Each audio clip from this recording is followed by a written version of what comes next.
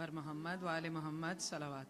اللهم صل على محمد وآل محمد. سورہ فاتحہ. بسم اللہ.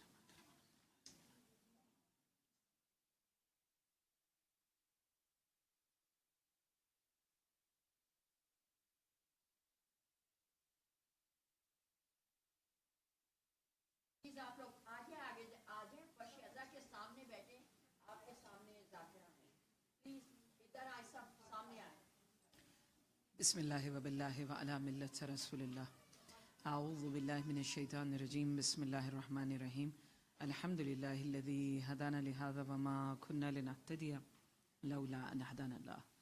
الصلاة والسلام علی محمد المصطفى وسید الانبیاء والاحمد المجتبى بالقاسم محمد صلوات.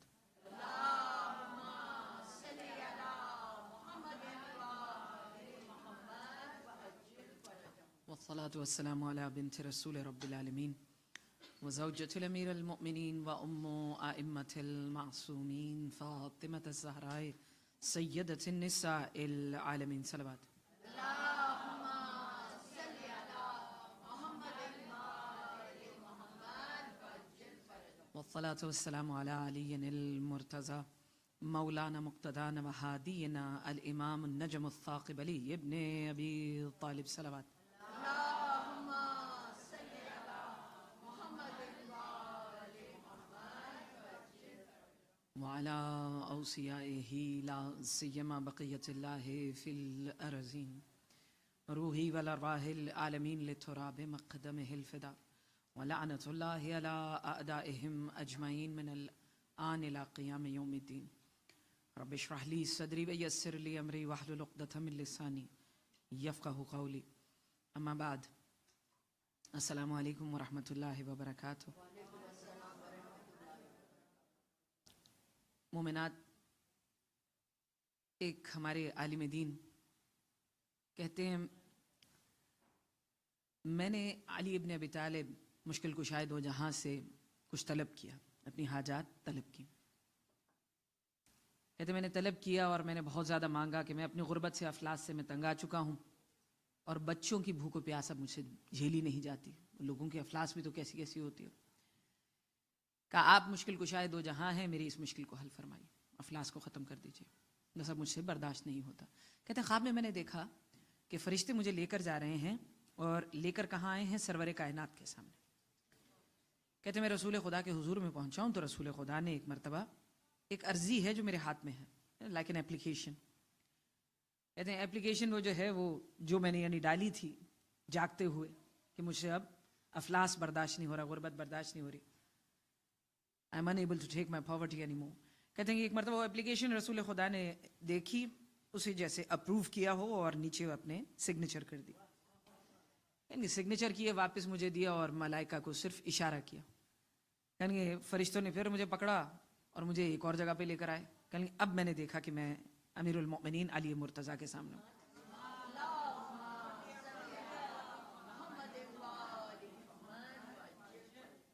یعنی ایک مرتبہ میں جب مولا کے سامنے پہنچا تو اب مجھے ایک امید ہے، میری عرض قبول ہو گیا، مجھے ملنے والی ہے جو کچھ مجھے چاہیے. دنیا میں نے مانگی ہے، مجھے دنیا ملے گی.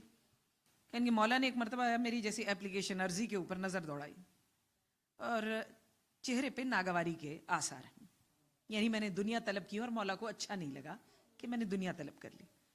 یعنی لیکن البتہ کیونکہ اس کے اوپر رسول خدا کے دستخط تھے، سگنیچرز تھے، تو مولا نے بڑے احترام سے اپنے پاس رکھا. کہا چلو. کہنے بڑی سی راہداری سے، لمبی سی طولانی سی راہداری سے مجھے پیسج وے سے ہوتے ہوئے ایک میدان کے پاس لے کر گئے. کہیں گے جو منتخب کرنا ہے کر لو. کہیں گے میدان میں مردار ہی مردار پڑے تھے، ڈیڈ تھنگس. کہیں گے مردار ہی مردار. کہیں گے میں نے کہا مولا میں نے دنیا مانگی تھی، مرداروں میں سے کیا منتخب کروں؟ کہیں گے ایک مرتبہ جب حیدر کرار کی دوبارہ سے آواز بلند ہوئی انتخاب کر لے جو تجھے چاہیے. کہیں گے میں نے جلدی میں سے ایک مرتبہ وہاں سے مردار میں سے کچھ اٹھایا. یعنی اٹھایا تو میں نے دیکھا کہ مرے ہوئے مینڈک کی ٹانگیں ہیں، لیگز آف دا فراگ. کہیں گے اس نے کہا اب اس سے کیا بنے گا؟ کہیں گے مولا مجھے ایک مقام پہ لے کر آئے، وہاں پر دیگ چڑھی ہوئی تھی. دیگ like a big saucepan, pot جو ہے وہ چڑھا ہوا ہے، اس کے اوپر کچھ چیزیں کھول رہی ہیں. کہیں گے مولا نے کہا اس میں ڈال دے. कहने के मेरे मरे हुए मेंढक की वो 2 टांगे मैंने उसके अंदर डाल दी। कहने के जब बाहर निकली तो वो सोने की बन चुकी थी। कहने के मौला ने एक मरतबा मेरे हाथ पे दी, मैंने हाथ पे रखी, मौला ने कहा ये चाहिए या हमारी मोहब्बत? कहने के मैंने मरे हुए मेंढक की टांगे जो सोने में तब्दील हो चुकी थी उन्हें देखा, मौला को देखा, कहा मौला ये तो क्या चीज है, दुनिया कुर्बान आपकी मोहब्बत पर, मुझे कुछ भी नहीं चाहिए, सिर्फ आपकी मोहब्बत चाहिए। कहा तो फिर डाल दे इसे वापस मुर्दारों में। कहेंगे मैंने डाला एक मरतबा मुर्दार में, जैसे ही मुर्दार में वापस डाला है कहेंगे मेरी आंख खुल गई। आलिम थे, आरिफ थे, ताबीर खुद ही समझ गए अपने ख्वाब की। कहेंगे मौला ने मुझे दिखा दिया कि वो दुनिया जो तू तलब कर रहा है हमारी निगाह में उसकी हैसियत मरे हुए मेंढक की 2 टांगों के बराबर है, और इस दुनिया के पीछे हम इतना गुमशुदा हैं, सो लॉस्ट, इतने मसरूफ कि मुझे जो हकीकतन जिन चीजों के ऊपर मेरी निगाह होनी चाहिए मेरी निगाह है ही नहीं। आपको याद है जनाब याहिया, नबी याहिया खुदा के बड़े बरगजीदा, इतना खौफ खुदा में यानी दुनिया से इतने दूर थे कि आपका जुहद मशहूर हो गया था। जुहद इंसान जितना दुनिया को छोड़ता जाता है उतना ही जुहद में आगे चलता चला जाता है। तर्के दुनिया जुहद है। इतना तर्के दुनिया किया हुआ था, कहते इतना रोते थे खुदा के खौफ में कि जनाब याहिया के ज्यादा रोने की वजह से आपके जो आंसू थे उन्होंने वो किस तरह से बहते थे, जैसे नदी बहती है ना, ऐसे रुखसारों पे बहा करते थे। कहेंगे उसकी वजह से रुखसारों के ऊपर गड़े पड़ गए थे। कहेंगे इतना रोने के बावजूद भी हर वक्त खुदाबंदे कुद्दूस से क्या कहा करते थे, परवरदिगार तेरी लिका कितनी दूर है। लिका क्या है? खुदा से सबसे नजदीक मकाम, वो क्या है? जन्नत। कहा लिका कितनी दूर है और तेरे अजाब से उसके और तेरी लिका में, तेरे अजाब और लिका में कितना फर्क है। यानी पूछ क्या रहे थे, जन्नत और जहन्नम के दरमियान में फर्क कितना है। कहेंगे और अचानक अपने ही सवाल पे उन्हें इतना खौफ आया कि जंगल की तरफ चले गए। और अक्सर होता था कि गारों की तरफ जाते थे जनाब याहिया, उसमें इबादत की गर्ज से, तो गारों के अंदर रीछ और शेर हुआ करते थे। लेकिन जनाब याहिया की गिरियों को देखकर रीछ और शेर भी शर्मिंदा होकर गारों से निकल जाया करते थे। कहेंगे इतने दिन हो गए उस एक सवाल के पूछने के बाद, बयाबानों की तरफ गए हुए थे कि मादर याहिया ने जनाब जकरिया से कहा, आपके वालिद बुजुर्गवार का बेटा घर छोड़ के चला गया, आपको कुछ पता ही नहीं कि बेटा कहाँ है। कहेंगे जनाब जकरिया 3-4 दिन तक मुस्तकिल ढूंढते रहे, आखिर में जनाब याहिया को पाया, कहाँ? टूटी हुई कब्र में लेटे हुए थे और गिरिया कर रहे थे। जनाब जकरिया ने पूछा, कहा है मेरे नूरे नजर, मेरी आंखों की ठंडक, टूटी हुई कब्र में क्यों लेटे हुए आप गिरिया कर रहे हैं? मैं आपको कब से ढूंढ रहा हूं, कितने दिन हो गए। कहा बाबा, नबी खुदा होते हुए आपने बेटे को यह नहीं बताया कि जन्नत और दोजख में फर्क सिर्फ 4 उंगलियों का है। कोई फासला होगा जो परवरदिगार ने जनाब याहिया पर उसका इंकशाफ किया। कि जन्नत और दोजख में फकत 4 उंगलियों का फासला है और उसे उबूर नहीं किया जा सकता। इतने से भी फासले को उबूर नहीं किया जा सकता सिवाय खौफ खुदा में बरसाए हुए आंसुओं के। कहेंगे जनाब जकरिया भी बेटे की बात सुनकर ऐसे मुनकलिब हुए, उसी टूटी हुई कब्र में बैठ गए। कहा आजा फिर मेरे बेटे, मिल के रोते हैं। इंसान को जब पता हो कि आगे कौन सी मनाजिल है तो कौन है जो मुतमईन बैठा है। आप कहेंगे हम बड़े मुतमईन इस वक्त बैठे हुए थे आपकी बातों से पहले। लेकिन वाकईन अगर इंसान को ये कश्फ कर लेना कि सामने क्या है तो मुतमईन होकर कौन बैठेगा। अगर आपको कल खुदा ना खास्ता पता चल जाए कल की जो मरहला है, मंजिल है ना, वो बड़ी सख्त है। Tomorrow I will have to take a highway which is really really tough. What will happen? आप क्या करेंगे? मुनकलिब होंगे ना, तगदो होगी, नहीं कुछ करना चाहिए, आई शुड डू समथिंग। मुतमईन होके कौन बैठेगा? या वो जिसके पास अक्ल ज्यादा नहीं है, या वो जो मुतमईन हो ये मुझे किसी भी तरीके से नुकसान नहीं पहुंचा सकता। जनाब याहिया को यकीन होना चाहिए, लेकिन उनकी हालत यह है। मसला हमारे साथ क्या है जानते हैं? क्या है? यही जनाब याहिया, इनकी शहादत पर जानते हैं कैसे हुई थी? वे बड़ा अजीब है। फिर आते हैं अपने मौजू की तरफ आते हैं। जनाब याहिया की शहादत, भाई 2 ही तो शहादतें हैं ना जिन पे आसमान खून रोया, एक सैयदुश शुहदा, एक जनाब याहिया। जनाब याहिया की शहादत कैसे हुई थी? वक्त का बादशाह ہیرڈ، انگلش میں ہیرڈ ہے، اردو میں شاید دال ڈال لی، دال کو ہٹا کے، اس نے ارادہ کیا کہ اپنی بھتیجی یعنی بھائی کی بیٹی سے شادی کر لے. اس کا نام تھا سلومی. نیز سے شادی. جب ایک مرتبہ لوگوں کو پتا چلا، اب کسی کی ہمت ہی نہیں ہو رہی کہ بادشاہ کو کیا کہے. اچھا لڑکی بھی مان گئی، بھتیجی بھی مان گئی، اور اس کی ماں بھی مان گئی. کیوں؟ کیونکہ بیٹی چاہتی، لڑکی چاہتی تھی، بھتیجی چاہ رہی تھی کہ میں ملکہ بن جاؤں. خالی انسان کو کچھ تھوڑی سی طاقت چاہیے، اختیار چاہیے، کوئی منصب چاہیے، اس کی خاطر وہ ہر چیز کو، شریعت کو رون دیتا ہے. سلومی کو ملکہ بننا تھا، اس نے ہاں چچا سے شادی کر لوں. لیکن کسی میں ہمت نہیں ہو رہی تھی کہ جا کر بادشاہ کی تنبیہ کرے، نصیحت کرے. یعنی فقط ایک جناب یحییٰ ہر روز اس کے دربار میں جاتے تھے اور اسے تنبیہ کرتے تھے، شریعت کی روح سے حرام ہے، میں ہونے نہیں دوں گا جب تک میں ہوں. سلومی کو پتہ چلا کہ اچھا یحییٰ یہ کام ہونے نہیں دیں گے. کہتے ہیں تو چچا کے سامنے، یعنی چچا تھا، بادشاہ کے سامنے رقص کرتی تھی اور وہ بھی ریچھ گیا. اس نے ایک دن پوچھا کیا چاہیے؟ کہنے لگی مجھے یحییٰ کا سر چاہیے. تو جناب یحییٰ کو بڑی بے دردی سے، پس پشت سے ذبح کر دیا گیا تھا. ذبح کر دیا تو ایک مرتبہ آسمان خون رویا تھا، اور ہیرڈ بعد میں شرمندہ بھی ہوا، 7 کفن بھی دیے جناب یحییٰ کو. لیکن اب پچھتاوے کیا ہوت جب چڑیاں چگ گئیں کھیت. ایک عالم دین نے بڑی خوبصورت بات کہی، کہا یہ رقص کرتی ہوئی عورت دنیا ہے، اور انسان ہیرڈ کی طرح تخت پہ بیٹھ کر ریچھ گیا ہے. وہ بھول ہی گیا کہ وہ آیا کہاں ہے. اسے اس رقص کرتی ہوئی دنیا نے اپنا اتنا دیوانہ بنا دیا ہے کہ اس کی عقل پر پردے پڑ گئے. انسان بس اتنا یاد رکھے کہ ایک دن آنے والا ہے جب کس کی عدالت لگنے والی ہے؟ احکم الحاکمین کی. اور اس نے میرا کس طرح سے حساب لینا ہے کہ وہ خود ایک پیمانہ لگائے گا، میرے ایک ایک ذرے کے برابر عمل کا بھی اس نے حساب و کتاب کرنا ہے. تیری دنیا کا قانون اندھا ہوگا. وہ احکم الحاکمین هو السمیع بصیر ہے، دیکھ بھی رہا ہے، سن بھی رہا ہے. 4 مراحل ہیں جس سے ہر ایک کو اس دنیا میں آئے ہیں تو گزرنا ہی گزرنا ہے. بس بھئی آئیے مضمون سے ہم متصل ہوتے ہیں. 4 مراحل کون سے؟ بھئی جو گزر گیا وہ گزر گیا، عالم ارواح میں جو تھا وہ ہو گیا. اب اس دنیا میں آئے ہیں تو 4 مراحل ہیں، ان سے گزرنا ہی گزرنا ہے. پہلا مرحلہ کون سا ہے؟ ماں کے شکم سے پیدائش تک، پیدائش سے موت تک اس دنیا میں، اور پھر موت کے بعد عالم برزخ. اور چوتھا مرحلہ کون سا ہے؟ جب قبر دوبارہ کھلے گی، روز قیامت. روز قیامت انسان کو بعض وقت سمجھ نہیں آ رہا ہوتا، اسی لیے اس کی توجہ نہیں جاری ہوتی. زمین پھر بھی دکھ رہی ہے کہ ہاں اسی زمین میں مجھے جانا ہے، تو پھر بھی قبر کا خیال آ جاتا ہے. قبر کو بھی قیامت صغرا کہا جاتا ہے. قیامت کبرا پہ ہم بات کرنا چاہ رہے ہیں.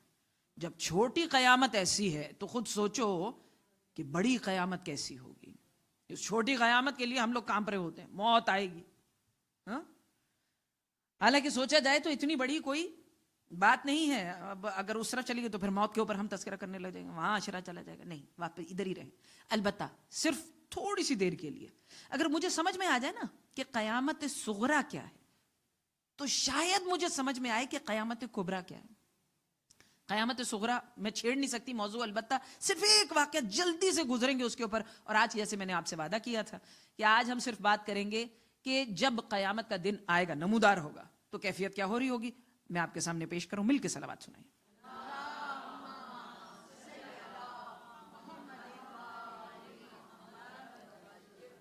قیامت صغرا، موت کیسی ہے؟ ویسے تو بہت سارے واقعات ہیں، اس میں سے ایک منتخب کیا ہے. ابو علی سینا ذہن میں ہوں گے، بہت بڑے استاد، سائنٹسٹ بھی. ابو علی سینا کہتے ہیں، ان کا ایک طالب علم کہتا ہے میں ایک دن ان کے پاس درس کے لیے گیا، تو ابو علی سینا بیٹھے ہوئے تھے. کہیں گے بھائی ہمسائے کے گھر چلو، اس کے بھائی کا انتقال ہو گیا، افسوس کراتے ہیں. کہیں گے میں ایک مرتبہ ابو علی سینا کے ساتھ ہمسائے کے گھر میں گیا، اور وہ بیٹھا ہوا بھائی کو ایسے رو رہا ہے، لگ رہا ہے بیٹا دنیا سے چلا گیا. کہیں گے اتنا بلک بلک کے رو رہا ہے. کہیں گے پہلے تو ہم بیٹھے رہے. کہیں گے پھر ابو علی سینا ایک مرتبہ کھڑے ہوئے. کہیں گے اتنا کیوں رو رہا ہے؟ سب نے وہیں جانا ہے. کہیں گے اس نے کہا وہ جو آگے جانا ہے نا، اس کا ایک منظر دیکھ کر آ رہا ہوں، اس لیے زیادہ رو رہا ہوں، بھائی پہ تو کم رو رہا ہوں. ابو علی سینا نے کہا کیا مطلب، کیا ہوا؟ کہیں گے بھائی کا جنازہ تیار کر کے ہم نے صرف آپ کو بتانا تھا قیامت صغرا. کہیں گے بھائی کا جنازہ تیار کر کے ہم سب کے ساتھ مل کے قبرستان میں لے گئے. کہیں گے جب قبرستان میں ان کو دفنا دیا گیا تو سب جب جانے لگے تو میں نے سوچا نہیں بھائی میرا تھا اور اس کو دفنا دیا گیا تو ایک تقاضا ہونا چاہیے, مجھے تھوڑی دیر کے لیے قبر کے پاس بیٹھنا چاہیے, جو ایک طریقہ ہے. کہیں گے میں قبر کے پاس بیٹھ گیا, سب چلے گئے. کہیں گے اتنے میں قبر کے اندر سے آوازیں آنے لگی.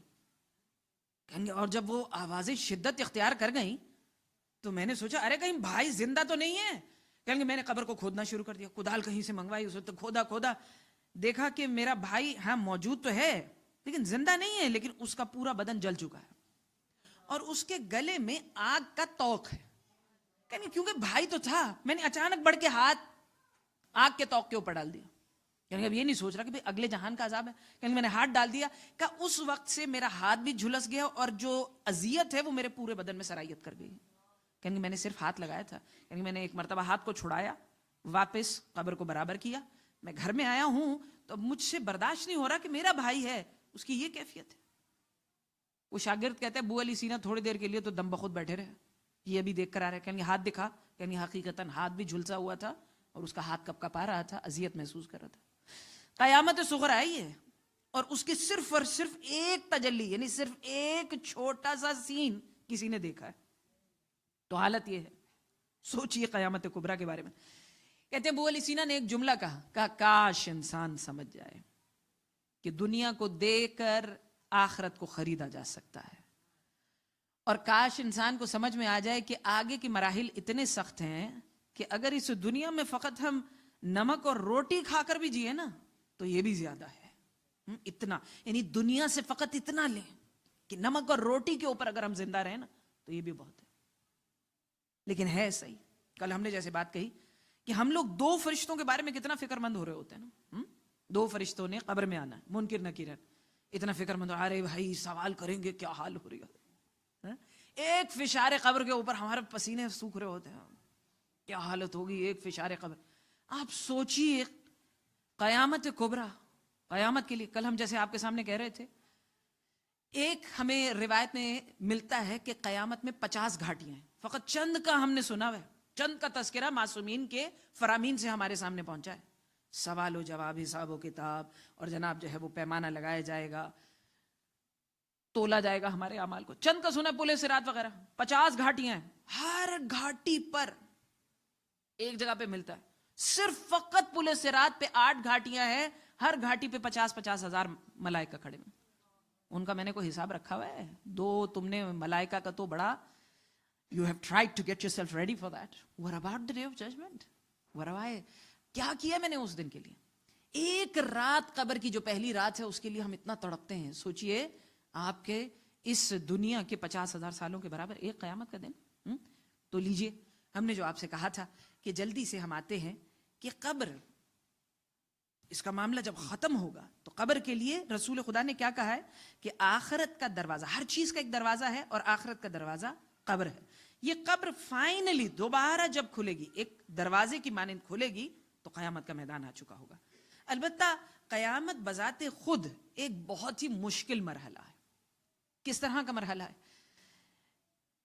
یہ جو ہم نے کبھی کبھار اپنے, شاید آپ نے صغیر سنی میں, بچپنے میں, یا اپنے بزرگوں سے, نانی دادی سے, والدین سے, اعزاء اقربا سے سنا ہوگا, قیامت آئے گی تو سورج سوا نیزے پہ ہوگا. سنا ہے؟ ماشاءاللہ ماشاءاللہ. اچھا, میں نے کہا 1-2 لوگ ہی کہیں گے, یہاں کافی لوگوں نے سنا قیامت. بالکل ہاں, بچپن میں سنا سوا نیزے. اچھا, اب مجھے جو ایک بات سمجھ میں آئی ہے نا کہ ہمارے بزرگ ایسی باتیں نہیں کہا کرتے تھے. میں زندگی جیسے جیسے گزرتی جا رہی ہے نا تو اس پر میرا یقین کامل ہوتا جا رہا ہے کہ ہمارے بزرگوں کو فرامین پہنچتے تھے, ٹریڈیشنز پہنچ رہے تھے.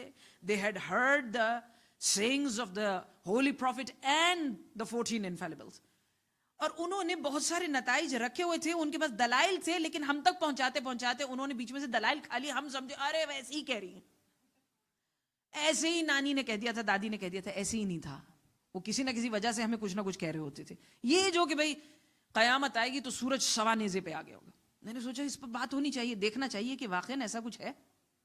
اچھا, قرآن مجید سے اگر ہم دیکھیں تو قرآن مجید میں بھی بار بار قیامت کے دن کی, قیامت جس دن ہوگی, اور اس کے بعد وہ جو اس کا پورا ایک مرحلہ شروع ہوگا, وہ تو الگ گرمی ہے, اس پر بھی ابھی ہم بات کرتے ہیں. وہ والی گرمی بھی میں بیچ میں سے چھوڑ نہیں رہی. یہ جب قیامت طلوع ہوگی اس کی گرمی کا واقعاً تذکرہ ہے. وہ دن کہ جب سمندر کھول رہے ہوں گے. سمندر کب کھولیں گے؟ جبکہ گرمی زیادہ ہوگی. وہ دن جس کے لیے پروردگار قرآن مجید میں کہہ رہا ہے جب یہ جو تمہارے آسمان ہیں یہ پگھلا دیے جائیں گے.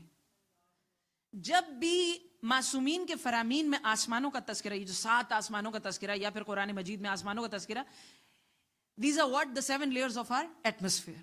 7 layers of our atmosphere اگر وہ پگھلنے لگیں تو اس کا مطلب ہے ریڈیشن بڑھ چکی ہے.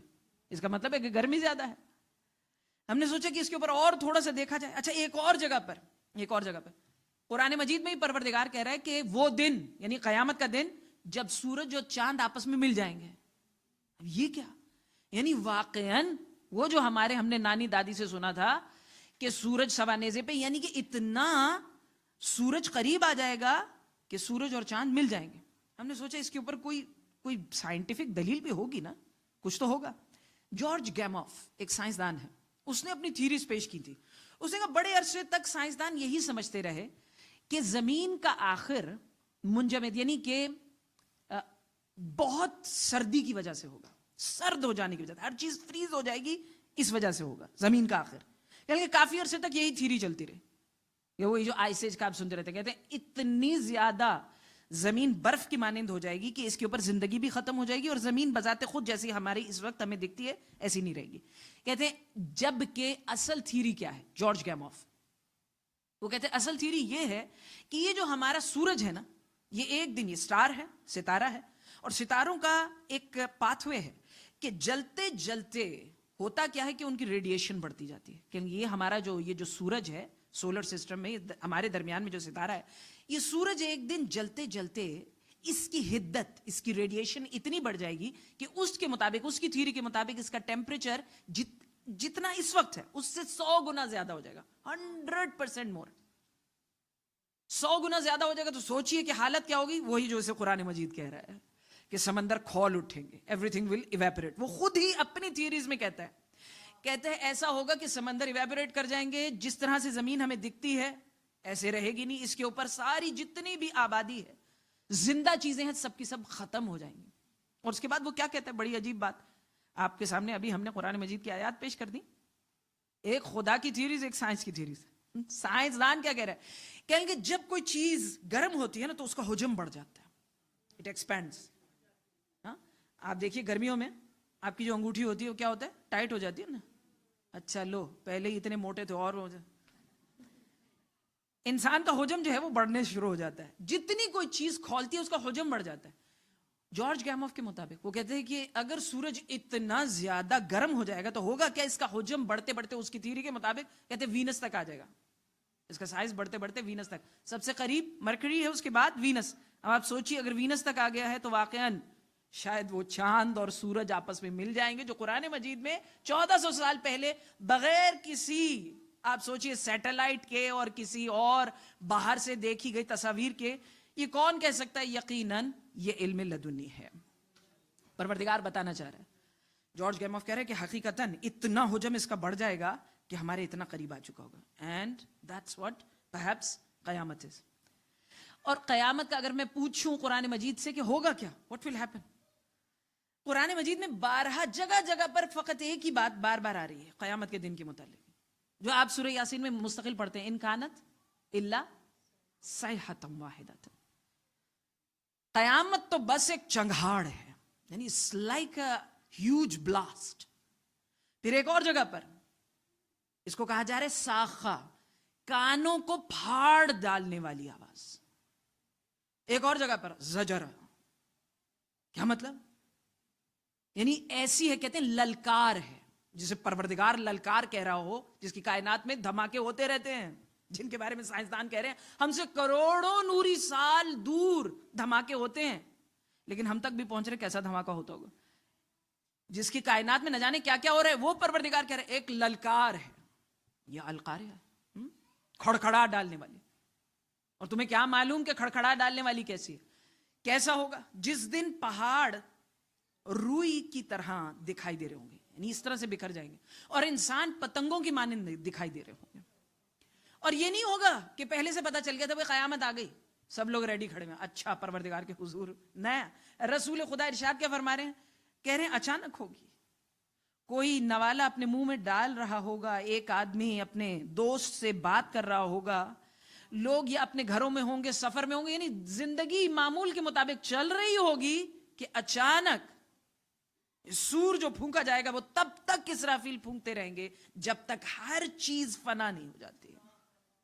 اور اس طرح سے فنا ہوگی کہ رسول خدا کے الفاظ کے مطابق ہر عمارت, ہر پہاڑ, ہر چیز اس طرح سے ریزہ ریزہ ہو جائیں گی کہ زمین کے سینے میں چلے جائیں گے. اب اس کو امام زین العابدین علیہ السلام ارشاد فرماتے ہیں,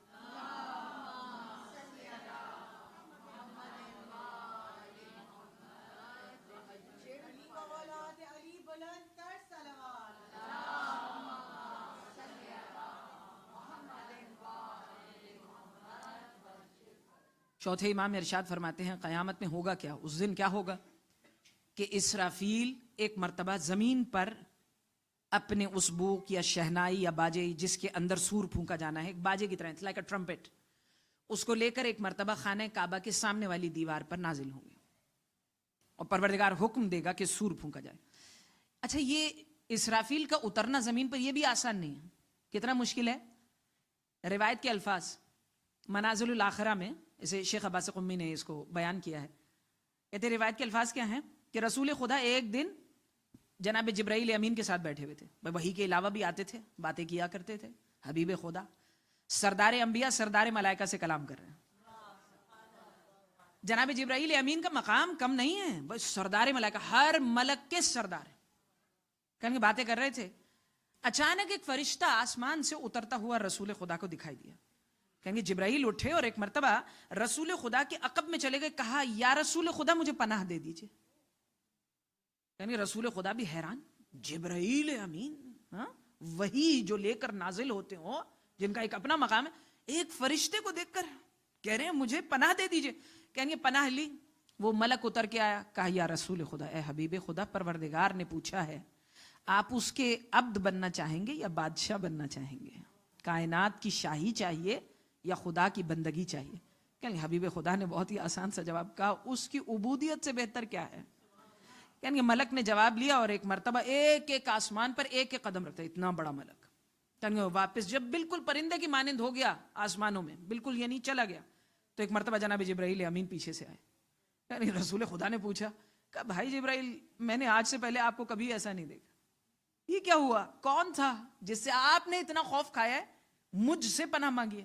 کہا یہ اسرافیل تھا, آج سے پہلے کبھی زمین پہ نازل ہی نہیں ہوا. میں سمجھا شاید خدا نے قیامت بھیج دی ہے. قیامت ایسا دن ہے جس سے جبرائیل بھی پناہ مانگ رہے ہیں, پناہ مانگ رہے ہیں. ایک نبی خدا تھے نا, اچھا مجھے کیا ہوتا ہے چھوٹے چھوٹے واقعات بیچ بیچ میں یاد آ جاتے ہیں. ایک نبی خدا تھے, انہوں نے کہا خدا پروردگار میں تیری معرفت حاصل کرنا چاہتی ہوں, یہ ٹوٹی ہوئی قبریں ان میں سے ایک کو زندہ کر, میں سے بات کروں. پروردگار نے کہا کہ ہاں آواز دو, قم باذن رب اللہ, رب میرے رب کے اذن سے کھڑا ہو, بلند ہو. کہیں انہوں نے ٹھوکر ماری, ایک مردہ باہر آیا.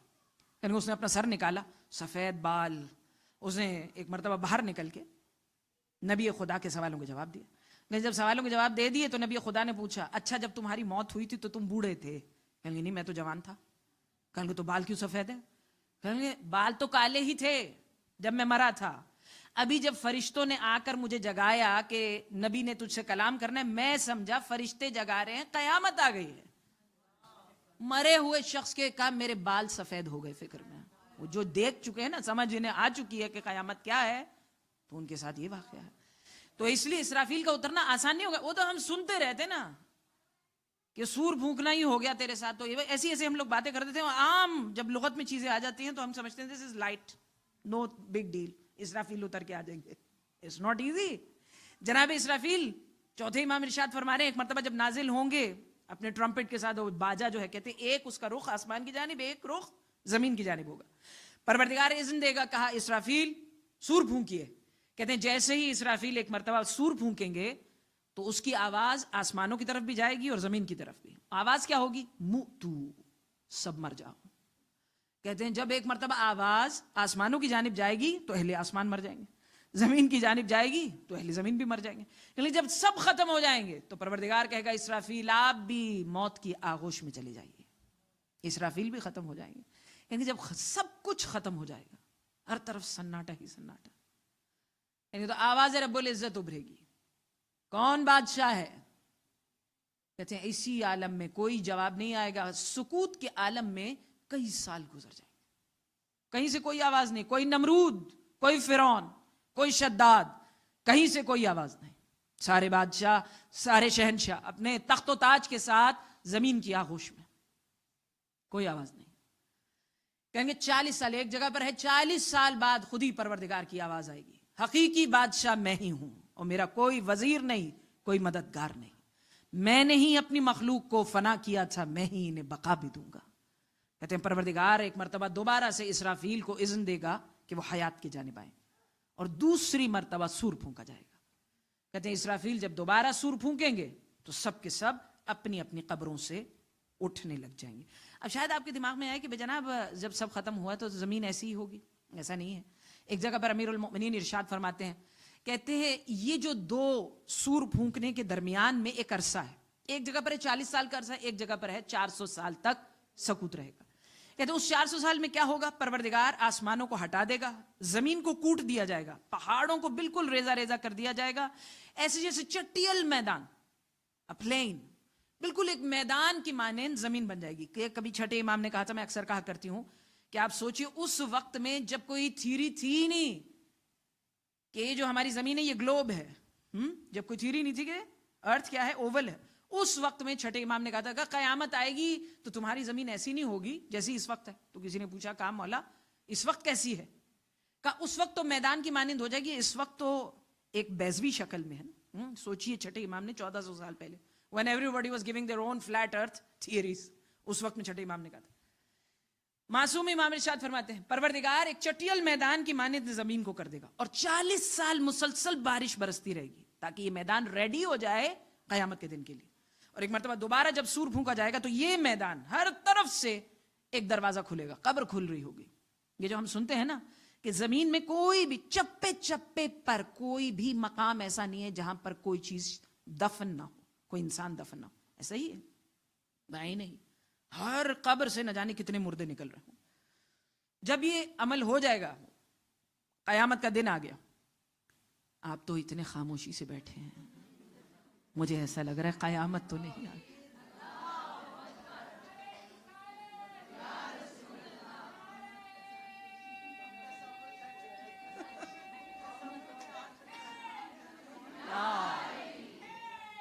علی علی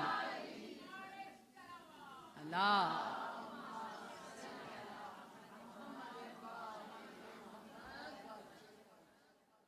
ہماری ایک بیٹی آج ہمیں ٹوک بھی رہی تھی کہ بیچ بیچ میں یہ جوک کرنا ضروری ہوتا ہے. میں نے کہا وہ ہوتا کیا ہے, بعض اوقات سبجیکٹ ایسا ہو جاتا ہے مجھے ایسا لگتا ہے ان کے سینے میں سانس نہ ختم ہو جائے تو بیچ میں کوئی جوک کر دینا چاہیے.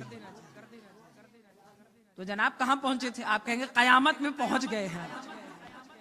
تو جناب قیامت کا میدان ہے.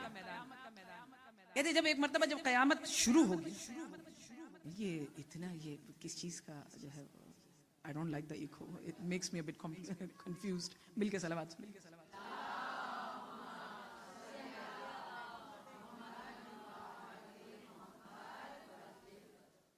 ہاں جناب, قیامت کا میدان آ گیا, آ گیا. تھوڑا سا سر ہلا دیں ماشاء اللہ, ہمت مردہ مدد خدا. ہاں جناب, قیامت کا میدان آیا تو ہوگا کیا اس دن؟ یہ نہیں ہوگا کہ اچانک بس میدان آ گیا اور جناب پروردگار کے حضور پہنچ گئے. پروردگار میں نے دیکھا کہ کچھ نہ کچھ تجسس رکھا ہوا ہے نا بیچ میں. انسان اب جیسے ہی قیامت میں سب اپنی قبروں سے نکلیں گے نا تو کہتے ہیں مومنین یہ کہتے ہوئے اٹھیں گے سبحان اللہ, وہ دن آ گیا, جزا کا دن آ چکا ہے. جنہیں یقین ہوگا اپنے اعمال پہ, جزا کا دن آ گیا. کہتے ہیں اور کافر کس طرح سے بلند ہوں گے؟ کہیں گے واہ حسرتا, وہ دن آ گیا, ہم نے تو سوچا ہی نہیں تھا. کہتے ہیں کافر کتنے عرصے تک اپنی قبروں میں ایک پیر لٹکائے, مارے حیرت کے ایک پیر لٹکائے بیٹھے رہیں گے, قیامت میں اٹھیں گے نہیں. کہتے 300 سال تک اسی طرح بیٹھے رہیں گے. اب پتہ چل رہا ہے کہ یہ 50,000 سال کہاں جائیں گے. 300 سال پیر لٹکائے ہوئے بیٹھے کہ یہ دن آ گیا, ہم نے تو سوچا تھا یہ دن ہی نہیں آئے گا. یعنی ایک مرتبہ جب سب آمادہ ہو جائیں گے اور اپنی قبروں سے نکل آئیں گے اور زمین لیول ہو جائے گی، کہتے ہیں کچھ چیزیں پریشان کریں گی. میں نے یہ مضمون تھوڑا سا یہاں سے کہیں کبھی ایک مرتبہ شاید آپ کے سامنے پیش کیا ہو. کہتے ہیں ایک مرتبہ جب قیامت کے میدان میں سب پہنچ جائیں گے تو کچھ چیزیں ہوں گی جو پریشان کر رہی ہوں گی. کچھ چیزیں پریشان کریں گی. کیا؟ کہتے ہیں سب سے پہلی چیز جو پریشان کر رہی ہوگی وہ اندھیرا، گپ اندھیرا. کہیں گے اتنا اندھیرا. اب آپ میں سے شاید کوئی سوچے تو قیامت کا دن کیوں نام رکھا ہے؟ ہوگا اندھیرا. لیکن جیسے ہی حبیب خدا ایک مرتبہ محشر کے میدان میں آئے،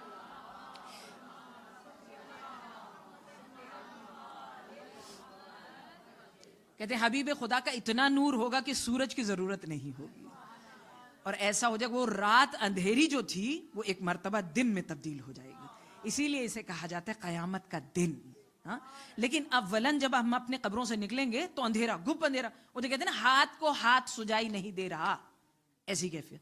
ہم قبر کے اندھیرے سے ہم پریشان ہو رہے تھے، پتہ چلا جناب قیامت میں بھی اندھیرا. کہیں گے دوسری چیز جو پریشان کر رہی ہوگی، یعنی ایک تو پتہ نہیں چل رہا کون ہے، اندھیرا ہی اندھیرا. دوسری چیز کیا پریشان کر رہی ہو؟ گرمی، بلا کی گرمی. میں کبھی کبھی سوچا کرتی تھی کہ یہ پروردگار، یہ قیامت کی برہنگی کیا مطلب؟ کیوں سب برہنہ کیوں محشور ہوں گے؟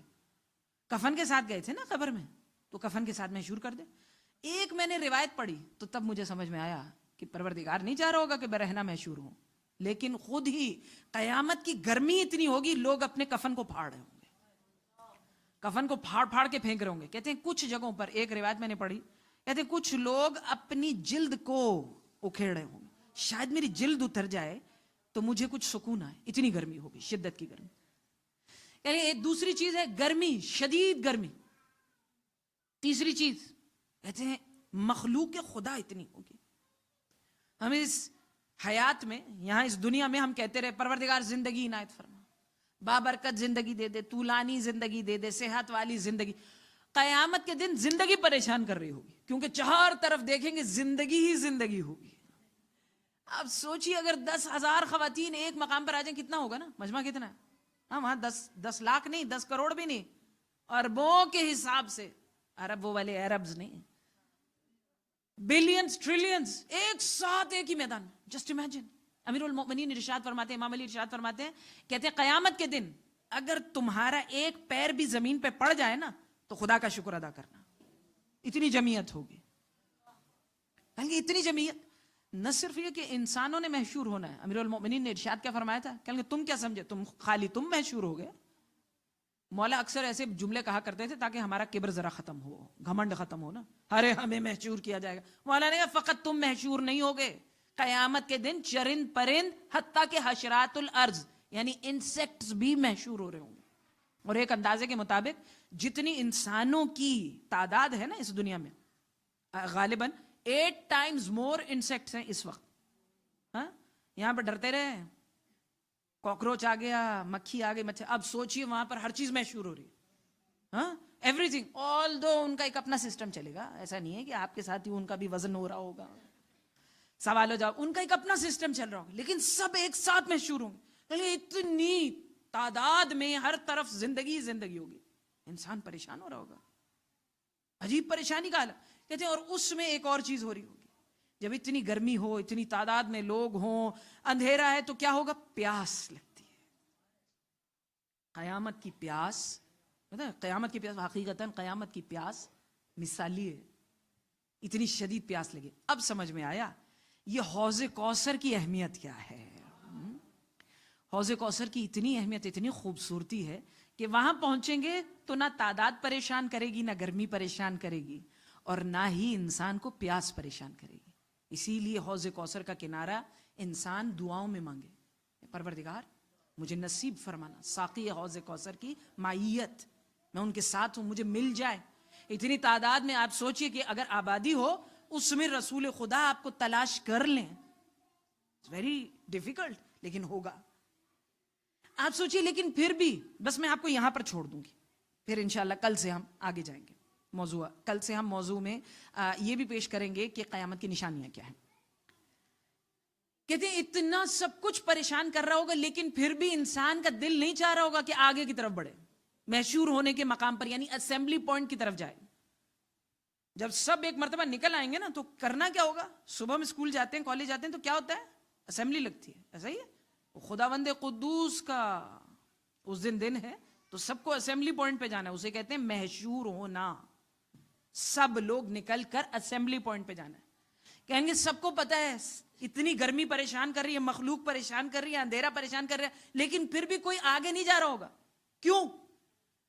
آپ سوچیے، اگر پتا چل جائے نا، انسان بچپنا یاد ہوگا، تھوڑا بہت اسکول یاد ہوگا، شرارت کر دیتے تھے، اور اگر کوئی کہہ دیتا اب ہیڈ ماسٹر صاحب پوچھیں گے، وہ وہیں پر ہی دم خشک ہو جاتا تھا، ہیڈ ماسٹر نے پوچھنا ہے. یا پھر گھر میں اگر آپ نے شرارت کر دی، باپ نے کبھی زندگی میں کچھ نہیں کہا لیکن اماں نے کہہ دیا اب تمہارے باپ کو بتاؤ. اب پتا ہے انہوں نے تو کچھ نہیں کہا لیکن دم خشک ہوا تو باپ پتہ نہیں کیا پوچھے گا. یہ کون سا سوال تھا جو انہوں نے پوچھنا تھا؟ اب آپ سوچئے کہ احکم الحاکمین نے سوال کرنا ہے، انسان کا دل نہیں چاہ رہا ہوگا. کہتے لیکن پھر بھی دو چیزیں انسان کو آگے کی طرف لے کر جا رہی ہوں گی. یہاں میں مضمون کو چھوڑ دوں گی. دو چیزیں انسان کو قیامت کے دن آگے کی طرف لے کر جا رہی ہوں گی. کیا چیز؟ کہتے ہیں پہلے تو کیونکہ جتنے بھی محشور ہونے والے ہیں نا قیامت میں، جو لوگ بھی پہنچیں گے، ان کے عقب میں پروردگار ایک آگ روشن کرے گا، اور اس آگ کی گرمی اتنی زیادہ ہوگی نہ چاہتے ہوئے بھی لوگ آگے ایک طرف کھسک رہے ہوں گے. اور دوسرے ملائکہ، فرشتے سب کو ہانکتے ہوئے آگے کی جانب لے جا رہے ہوں گے. تو نے کیا سمجھا تھا؟ الفاظ کیا ہوں گے؟ تو نے کیا سمجھا تھا؟ یہ دن آنے والا نہیں ہے، چل پروردگار تیرا انتظار کر رہا ہے. اور سب ایک مرتبہ چلتے چلے جا رہے ہوں گے محشور ہونے کے مقام پر. قیامت آ گئی. جب محشور ہو رہے ہوں گے نا تو کچھ چیزیں انسان کو یاد رہیں. جب انسان محشور ہونے کی طرف جا رہا ہوگا تو آپ کو پتا ہے امت مسلمہ کے لیے خود رسول خدا نے ارشاد فرمایا تھا، کہا تھا میری امت میں سے 10 گروہ بڑی عجیب سی حالت میں محشور ہوں گے، اور پروردگار ان 10 کے 10 گروہوں کو میری امت میں سے خارج کر دے گا، نکال دے گا. سب نے اپنے رسول، اپنے امام، سب کے اپنے نبی کی طرف جانا ہے محشور ہونے کے لیے، ان کے پیچھے ہوں گے. کہیں گے 10 گروہ میری امت میں سے آئیں گے. ان چیزوں کو انسان غور سے سنیں کہ کون لوگ ہیں. ایسے اعمال ہم کر رہے ہوتے ہیں اس دنیا میں کہ وہاں پر اس کے کانسیکوینسز کیا ہیں؟ امت محمدی میں ہی نہیں محشور ہو گئے. رسول خدا کی آپ شفاعت کا تقاضا نہیں کر سکتے ہیں. کون لوگ ہیں؟ اتنے یاد نہیں رہ رہے تھے اس لیے لکھ کے لے آئی. پہلا گروہ بندروں کی شکل میں آئے گا، اور یہ والا مجھے سب سے زیادہ پریشان کرتا ہے. کون بندروں کی شکل میں کون ہوں گے؟ چغل خور. ہاں ہمارے لیے تو وہ ایسا ہی ہو جاتا ہے نا، لائٹ گوسپ. لائٹ گوسپ، وہ لائٹ گوسپ کہاں تک لے کر جائے گا. ابھی میں ایک جو ہے وہ کسی نے، ایک لڑکی نے، مسلمان لڑکی نے بڑی پیاری سی ایک ویڈیو بنائی. انہوں نے دکھایا کہ وہ لڑکی نے بڑی اچھی سی ویڈیو کیا بنائی کہ 3 لڑکیاں کیفے میں بیٹھی ہوئی ہیں نا، مسلمان لڑکیاں حجاب وغیرہ پہنے ہوئے ہیں، سب کیفے میں بیٹھی ہوئی ہیں، ڈرنکس سامنے ہیں، لیکن آپس میں بات نہیں کر رہی. کوئی ٹیبل بجا رہی ہے، کوئی ادھر دیکھ رہی ہے، کچھ کہہ رہی کیا، یعنی سمجھ نہیں آ رہا انہیں کہ ایک دوسرے سے انٹریکشن کیا کریں. تو نیچے لکھا ہوا ہے جب آپ کو پتا چل جائے کہ غیبت کرنا حرام ہے. اب سمجھ نہیں آ رہی انٹریکشن کیسے ہوگی. It's such an important part of my life. I don't know what else to do. Get over it. کچھ چیزوں کو چھوڑ دیں زندگی میں، تبدیل کریں اپنے معمولات کو. ایک اور گروہ آئے گا خنزیر کی شکل. خنزیر کی شکل میں کون ہوں گے؟ حرام کھانے والے. چھوٹی چھوٹی چیزوں کا میں خیال نہیں رکھ رہی ہوتی، it's okay, not a big deal ہے، کھاؤ کھاؤ. حرام کھانے والے. ایک ہوگا گروہ سر کے بل چل کے آ رہے ہوں گے. وہاں پیدل چلنا مشکل ہو رہا ہوگا، پیر کے اوپر چلنا مشکل ہوگا. کچھ ہوں گے سر کے بل چل کے آ رہے ہیں. کون ہے؟ سود کھانے والے، انٹرسٹ. ہمارے ایک عالم دین ہے، وہ کہتے ہیں ہم نے بڑی چیزوں کو بہانے سے اپنے لیے حلال کیا ہے. یہ والا انٹرسٹ بھی نہیں، یہ تو اس زمرے میں آتا ہے. یہ والا انٹرسٹ تو کھایا جا سکتا ہے، یہاں بہانے بنا لو، وہاں بہانے نہیں بنیں گے تمہارے. چوتھا، ہاتھ پیر کٹے ہوئے لوگ. کون ہوں گے؟ ہمساؤں کو اذیت دینے والے، نیبرز. اسی لیے یعنی اتنا خیال رکھنا تھا اپنے نیکسٹ ڈور نیبرز کا. وی آر تھنکنگ او نہیں یہ تو کافر ہے، اس کا تو کوئی حساب نہیں. اس کا بھی حساب ہے کیونکہ انسان تو ہے. اب آپ سوچو اگر ہمسائے کی اتنی اہمیت ہے تو آپ کے رشتہ داروں کی کتنی اہمیت ہوگی. 5واں گروہ زبانیں چباتے ہوئے آئیں گے. تھوڑی سی زبان اگر آپ کے انڈر یور ٹیتھ آ جائے, کٹ جاتی ہے نا, کتنی اذیت ہو رہی ہے. اب زبانیں چباتے ہوئے آ رہے ہیں. کون ہے؟ علماء جو کہتے کچھ ہیں کرتے کچھ ہیں. کہتے کچھ ہیں کرتے کچھ ہیں. ہمارے ایک عارف کہہ رہے تھے, کہیں گے ہماری تو عبادات بھی بعض وقت منافقت ہو جاتی. ممبر پہ بیٹھ کے کہہ کچھ رہے ہیں, نیت کچھ ہے, کرتے کچھ ہیں. فائدہ کیا ہوا؟ ہاں. دوسرے کچھ لوگ آئیں گے اندھے. کون؟ حکمران جو ناانصافی کرتے تھے. یہ تو ہمارے دلوں سے نکلے گا, اچھا ہے اچھا. کچھ ہوں گے جو بہرے اور اندھے ہو کر آئیں گے. حکمران خالی اندھے, ایک ہیں بہرے اور اندھے. And this is about personalities. انسان کی کس طرح سے آپ اپنی شخصیت کو ٹرین کرتے ہیں. جو لوگ خود غرض اور انا پرست ہوں گے, خود غرض, سیلفشنس. 8واں گروہ آگ کی شاخوں پر آئیں گے. آگ لگی ہوئی ہے, اس کے پر بیٹھے ہوئے. یعنی کون لوگ ہیں؟ جو بے گناہوں کے خلاف جھوٹی گواہی دیتے تھے. ہائے ہائے ہائے, کتنے مومن, خدا کی قسم یہ بات تو کہنی چاہیے, یہ کہنی چاہیے, اس کے اوپر تو بات ہونی چاہیے. کتنے مومنین کتنا شکوہ کرتے ہیں کہ آپ کو پتہ ہے یہ اپنے آپ کو مومنہ کہتی ہیں, انہوں نے ہمارے خلاف جھوٹی گواہی دی. کسی سے پوچھیں کہ اس کے دل پہ کیا گزرے کہ وہ سچا ہو, اور کوئی قسم کھا کر قرآن پہ ہاتھ رکھ رکھ کے کہہ رہے ہیں کہ جناب ہم گواہی دے رہے ہیں. کسی کے پر کتنی اذیت گزر رہی ہے نا, اس اذیت کو پروردگار دیکھ رہا ہے. ایک نواں گروہ آئے گا, شدید بو, تعفن اٹھ رہا ہوگا ان میں سے, شدید بو آ رہی ہوگی. کون ہے؟ میرے لیے بہت عجیب ہے, بہت عجیب ہے. 2 افراد, 2 قسم کے افراد. ایک جو زنا کرتے تھے, اور دوسرے جو زکوٰۃ نہیں دیتے تھے. یعنی زکوٰۃ و خمس اگر آپ نے نہیں دیا تو کس کے ساتھ مشہور ہو رہے ہو؟ زنا کرنے والے کے ساتھ. یعنی اتنا بڑا گناہ ہے. اور 10واں گروہ آگ کا لباس پہن کے آئیں گے. کون؟ تکبر کرتے تھے. کبر کی ردا فقط پروردگار کو موضوع ہے, زیب دیتی ہے, اسے انسانوں کو نہیں اوڑھنا چاہیے. البتہ میں نے سوچا کہ میں ہوپلیسنس کے اوپر ختم نہیں کروں گی, اس میں امید تو ہونی چاہیے, امید پہ دنیا قائم ہے. اس لیے میں نے جلدی سے آخر میں ہم گزر جاتے ہیں کہ البتہ جب محشور ہو رہے ہوں گے نا, تو قیامت کی وحشتوں سے کچھ بچ جائیں گے. یعنی حساب و کتاب تو دینا پڑے گا, لیکن یہ جو انیشل وحشتیں ہیں نا, یہ ساری چیزیں انسان کو پریشان کر رہی ہیں. ایسے جیسے قبر کی پہلی رات سے کوئی بچ جائے. قیامت کی انیشل وحشتوں سے کون لوگ ہیں جو بچ جائیں گے؟ 9 گروہ ہیں ان کے. میں نے سوچا کہ ایک امید تو ہونی چاہیے کہ انسان اپنی ان چیزوں کے اوپر کام کرے. جلدی سے گزر جاتے ہیں. اولاً وہ مسلمان جو بوڑھے اور ضعیف ہو کے مرے تھے, اور جو دوسرے ہیں جو انہی ضعیف مسلمانوں کی حرمت کیا کرتے تھے, احترام کرتے تھے. یعنی بوڑھے ہو کے جو اس دنیا سے گئے, چلیں وہ تو سمجھ میں آ رہا ہے, لیکن یہ جو حقیقتاً جس پہ کام کرنا ہے کہ جو آپ کے ضعیف مومن افراد ہیں, کہ آپ ان کا احترام کریں, آپ بھی وحشتوں سے بچ جائیں گے. So important to look after the elderlies in the community. جنہوں نے غربا اور مساکین کی مدد کی. Charity goes a long way. اب سمجھ میں آیا.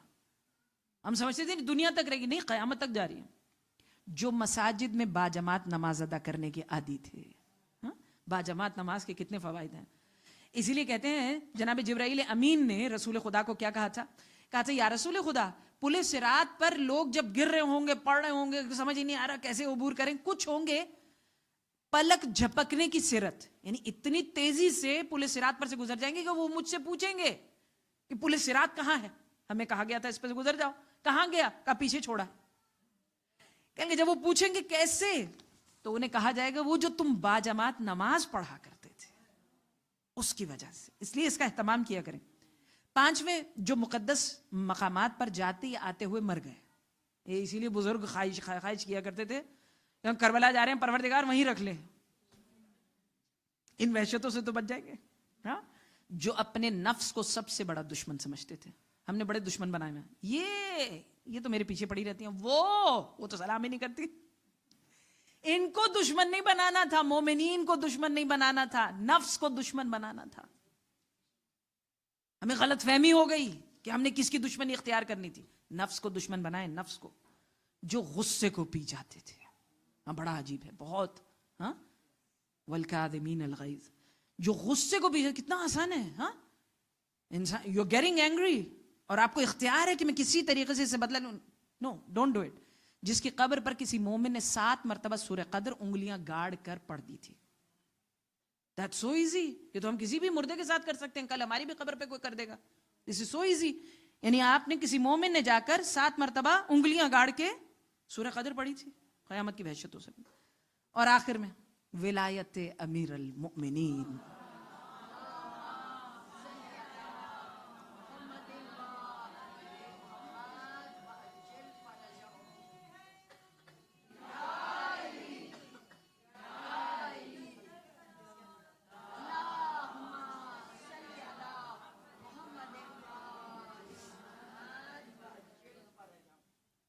ولایت علی ابن ابی طالب علیہ السلام.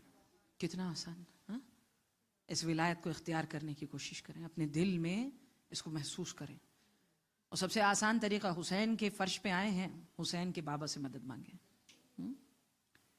کتنے عرفا کہتے ہیں اگر مولا امیر کائنات سے مل نہ رہا ہو نا, کیونکہ تمہارے اعمال ایسے ہیں, نہیں مل رہا, وہ دے نہیں رہے, دروازہ نہیں کھول رہے, تو جانتے ہو کس دروازے پہ آنا چاہیے؟ عباس علمدار کے دروازے پہ چلے جاؤ. اگر عباس علمدار کے دروازے پہ چلے جاؤ گے نا تو حسین کے بابا مان جائیں گے, حسین بھی مان جائیں گے, حسین کی مادر گرامی بھی مان جائیں گی, حسین کے نانا بھی مان جائیں گے. عباس علمدار کے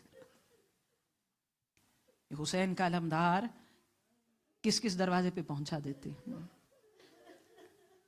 اے پروردگار, ہم نادم آئے ہیں, شرمندہ آئے ہیں, اپنے آپ کو لہو لہان کر کے آئے ہیں, لیکن تجھے صدقہ ہے, صدقہ دے مجھے حسین کے زخموں کا, کہ میں نے ان زخموں پہ مرہم رکھ دے.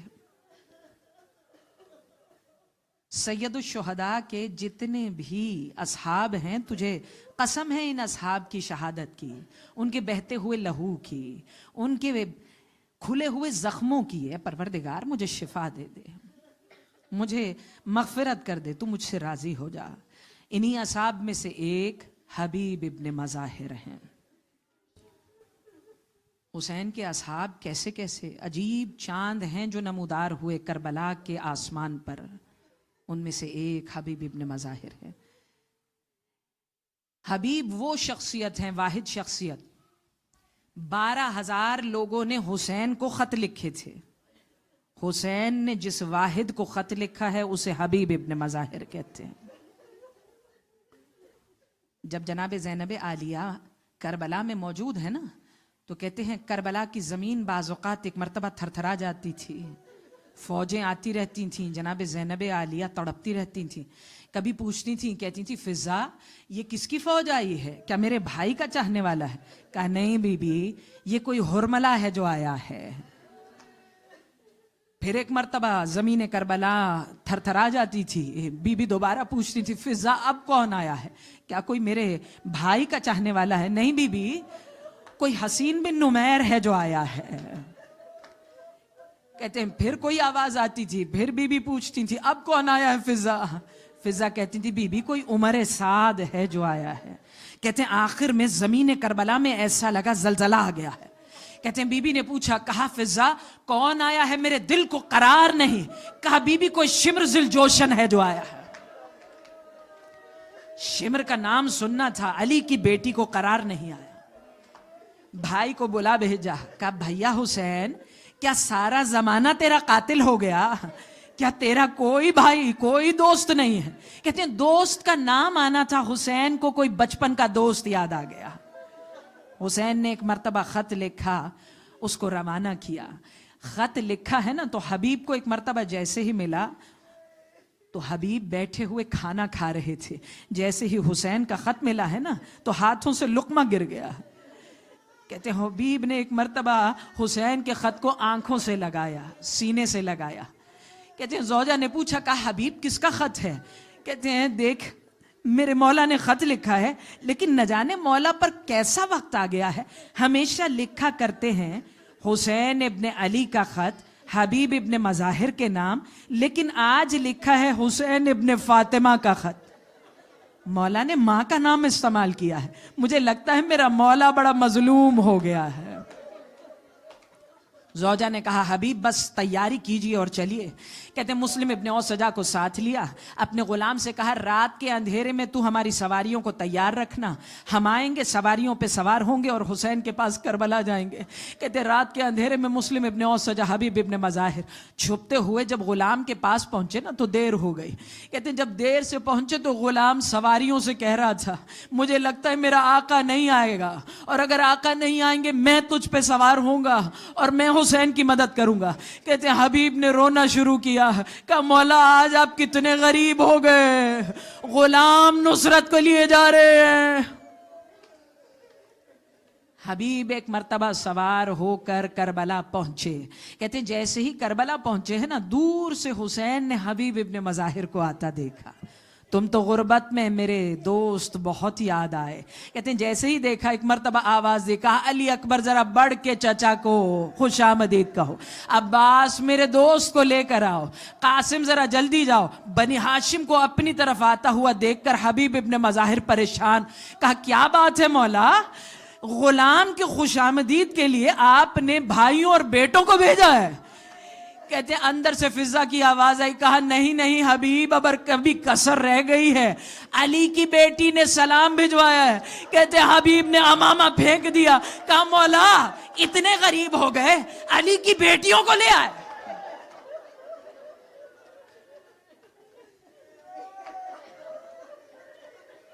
آخری وقت تھا حبیب ابن مظاہر کا. میدان کربلا میں قربانیوں پہ قربانیاں دی جا رہی ہیں, ایک ایک کر کے دوست بھی چلے گئے, احباب بھی جا رہے ہیں. حبیب ابن مظاہر میدان میں کتنا لڑتے, سن زیادہ ہے, پیاس کی شدت ہے, پردیسی ہیں. ایک وار لگا, حبیب ابن مظاہر زمین پہ آئے, حسین قریب پہنچے, حبیب کا سر اپنے زانو پہ رکھا. کہتے ہیں حبیب نے رونا شروع کیا. کہتے ہیں حسین نے پوچھا, کہا حبیب کیا بات ہے, کیا درد زیادہ ہے؟ کہا نہیں مولا مجھے کوئی درد نہیں ہے, میں تو بس یہ سوچ رہا ہوں غلام کا مقام کتنا بلند ہے, آقا کے زانو پہ میرا سر ہے, ابھی تھوڑی دیر بعد جب آپ کا سر کٹے گا, آپ کا سر کس کے زانو پہ ہوگا؟ حسین نے آواز دی, کہا حبیب ماں زہرا آ گئی اور بار بار کہہ رہی ہے میں نے تیرا مقتل صاف کر دیا.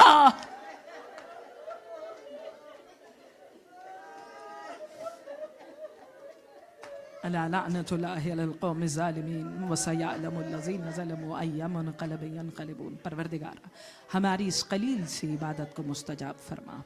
پروردگارا تجھے واسطہ ہے حسین کی مظلومیت کا. کتنے مظلوم ہیں حسین, اتنے اصحاب کے لاشیں اٹھائے. ایک روایت میں چند الفاظ ہیں, بس بھئی آپ کی آوازیں بلند ہیں, اور دوبارہ کتنے لوگوں نے دعا کے لیے کہا ہے. پرسوں سے شہادتیں ہوں گی تو پھر دعا کا وقت تو نہیں ہوا کرے گا. البتہ جتنے بھی لوگوں نے دعا کے لیے کہا ہے نا, بس ایک ہم واسطہ دیتے ہیں پروردگار. کس وقت کا واسطہ دیں؟ ایک عالم دین کہتے ہیں حسین نے کربلا میں اتنی جرت, اتنی شجاعت دکھائی ہے, ایک ہاتھ میں ذوالفقار ہوتی تھی اور جیسے جیسے کٹ کٹ کے